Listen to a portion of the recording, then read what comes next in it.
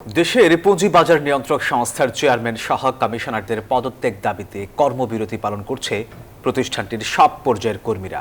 অভিযোগ, পতিত ফ্যাসিস্টদের এজেন্ডা বাস্তবায়ন করছে বর্তমান কমিশন। আর এছাড়া স্বজনপ্রীতি, অনিয়মের মাধ্যমে ভাতা গ্রহণ সহ নানা অনিয়মে জড়িয়েছে বিএসইসির বর্তমান নেতৃত্ব। তবে কর্মকর্তাদের সব অভিযোগ নাকচ করেছেন বিএসইসির চেয়ারম্যান। গেল আগস্টে ক্ষমতার পট পরিবর্তনের পর চাঙ্গা ভাব দেখা দেয় পুঁজিবাজারে। তবে সেই উত্থান টেকেনি বেশি দিন, বরং নিয়ন্ত্রক সংস্থার বিভিন্ন সিদ্ধান্তে বারবার অস্থিরতা পুঁজিবাজারে।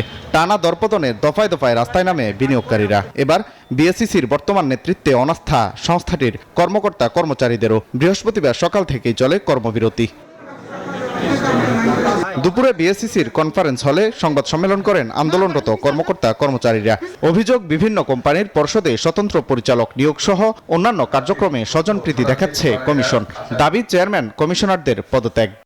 ঢাকা স্টক এক্সচেঞ্জের পরিচালনা পর্ষদের আইন অনুযায়ী ফিট অ্যান্ড প্রপার টেস্ট না করে সংশ্লিষ্ট বিভাগ হতে নিয়ম অনুযায়ী যথাপদ্ধতি ব্যতিরেকি শর্ত পরিবর্তন না করে উদ্দেশ্য প্রণোদিতভাবে নিজেদের পছন্দের লোককে স্বাধীন পরিচালক হিসেবে নিয়োগ দেওয়া হয়েছে।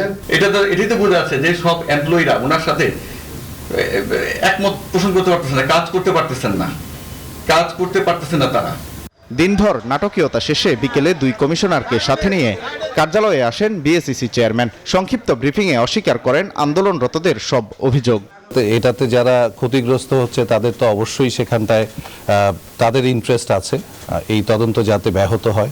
আমি বললাম সরকারের সাথে আমাদের কথা হয়েছে, আমাদেরকে সরকার এখানে পাঠিয়েছেন একটা মিশন দিয়ে।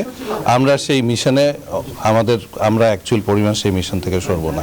কোনো ধরনের অন্যায় দাবির কাছে আমরা মাথা নত করব না।